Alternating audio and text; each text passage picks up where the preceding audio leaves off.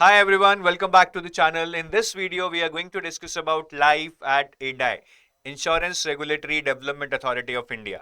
और हम इसमें डिस्कस करने वाले हैं एडाई में प्रमोशंस के बारे में, ट्रांसफर्स के बारे में, वर्कलोड के बारे में, जॉब लोकेशंस के बारे में एंड सैलरी के बारे में. So this video would be useful for the people who are thinking of giving this exam but they are doubtful कि इस जॉब के क्या perks हैं, benefits हैं, क्या डिटेलिंग है, वो सारी आपको इस वीडियो में पता लगेगी. So let's first of all start with the job location. So ADAI is basically headquartered at Hyderabad. 90% के अराउंड जो वर्कफोर्स है वो हैदराबाद में ही पोस्टेड है. So there is a good chance that you will also get your first posting at Hyderabad, which I think is a very good for you to start your career with कि आप head office से अपना career start करें. Then there are few people who would be in Mumbai and Delhi. So remaining 10% से 4% यहाँ है तो 6% यहाँ है. The percentages will keep on varying year on year. और यहाँ पे एक चीज जो आपको नोट करनी चाहिए that IRDA is a very small organization. Last year if I remember there were hardly I think 250 employees and they came out with 45 vacancies. So this is a very fast growing organization I would say because we are penetrating deeper with respect to the insurance sector in India. और अभी भी इसकी strength 400 से तो कमी है. I don't know the exact number, शायद 300 हो, शायद 275 हो. बट दिस टाइम ऑल्सो अगर हम 350 या 400 लेके भी चलें, they have come out with 49 vacancies which is a pretty high number taking into account the strength of this organization. तो हैदराबाद में अगर आप जाना चाहते हैं फिर तो आपके लिए बेस्ट जॉब है. बाकी मुंबई दिल्ली में चांस मिल सकता है, not initially, only later in your career.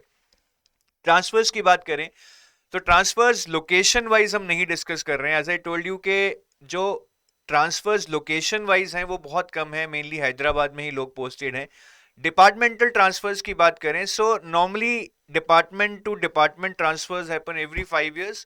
In the specialist domain like IT research and all, transfers might happen after 7 years और they might not happen because शायद आपको उसी डोमेन में काम करना हो, उसी डिपार्टमेंट में काम करना हो. For sensitive profiles the transfers might happen 3 years, तो उसमें 5 और 7 साल से पहले ही ट्रांसफर कर दी जाती है क्योंकि इंफॉर्मेशन बहुत कॉन्फिडेंशियल होती है and they don't want you to retain the sensitive information for too much of the time.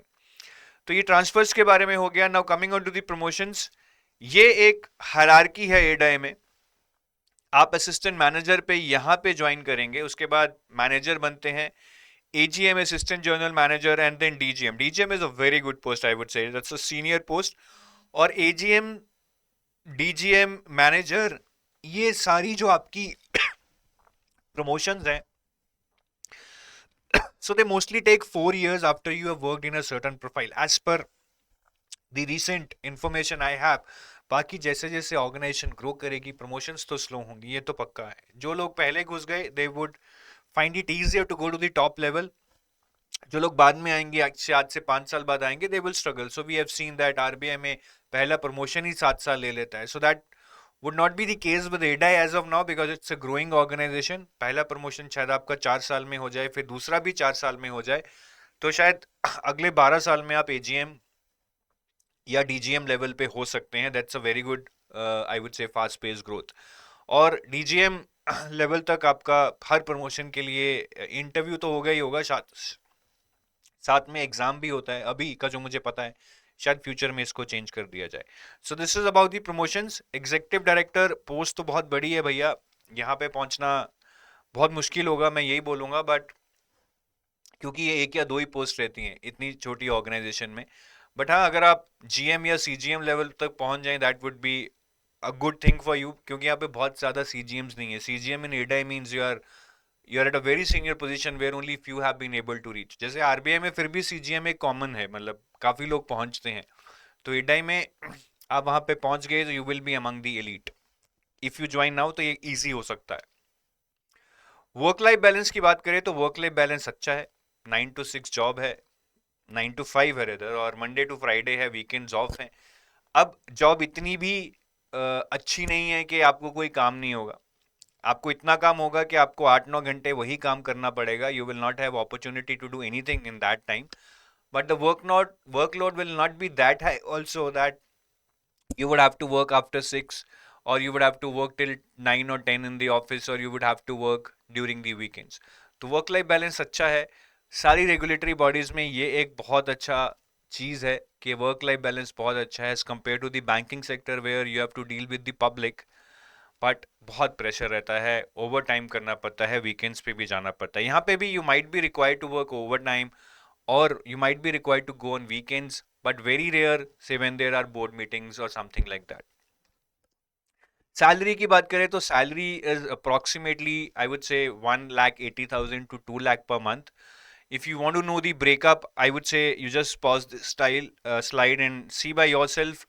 ये कुछ एरियाज हैं जिसमें आपकी सैलरी बटी हुई है। बेसिक पे, DA, grade allowance, special allowance, family allowance, special compensatory allowance, local allowance and HRA, which becomes around 1,37,000 per month. But this is not about not the whole about your salary, because there are certain allowances, जैसे कि आपको अपने बच्चों के लिए 13,500 पर महीना मिलता है एज देयर ट्यूशन फी। फिर 180 लीटर पेट्रोल मिलता है which is 18,000 per month approximately. Mobile allowance मिलता है, house hold cleaning allowance, Sodexo coupons, furniture के लिए अलाउंस मिलता है around 3 lakh every 5 years.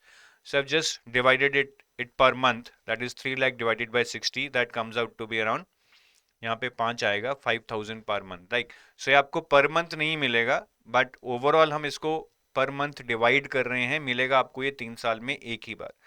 Then there is a newspaper allowance. Then there are other allowances such as dental allowance, health checkup allowance, learning allowance, spectacle allowance.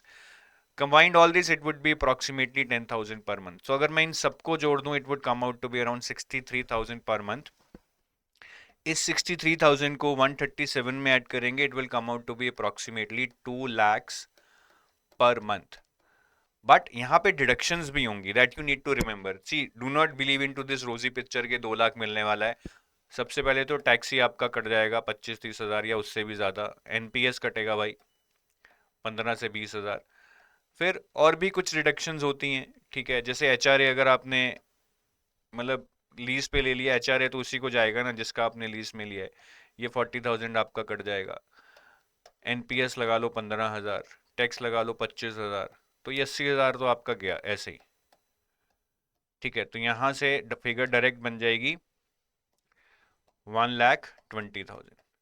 तो in hand कम रहता है, but as I told you, आपको 1,20,000 मिल रहा है, साथ में retirement के लिए एनपीएस में पैसा जा रहा है, एचआरए आपका घर का जुगाड़ हो गया है। तो आपका जो पैसा गया है अल्टीमेटली वो आप ही ने यूज किया है, दो not in a cash form but in other form. बाकी टैक्स तो देना ही पड़ेगा यार, कमाई हो रही है तभी टैक्स दे रहे हो, जीरो कर लो टैक्स भी नहीं देना पड़ेगा, ठीक है। बट इसमें I don't want to show you any rosy picture, ठीक है। सैलरी ठीक ठाक है भैया, गवर्नमेंट जॉब है, एक तरह की जॉब सिक्योरिटी है, जॉब स्टेबिलिटी है, but the very point is that ये मिल नहीं रही है। ये ऐसा नहीं है कि कोई भी जाके ले लेगा, इसको लेने के लिए बहुत लोग बैठे हैं, बहुत जोर लगाना पड़ेगा, you would have to really fight it out. तो तैयारी करो और सबसे पहले मन बनाओ, do you really find this job interesting, do you want to work in the insurance sector. Salary भूल जाओ, अगर कैपेबल हो तो इतनी सैलरी कहीं और भी कमा लोगे।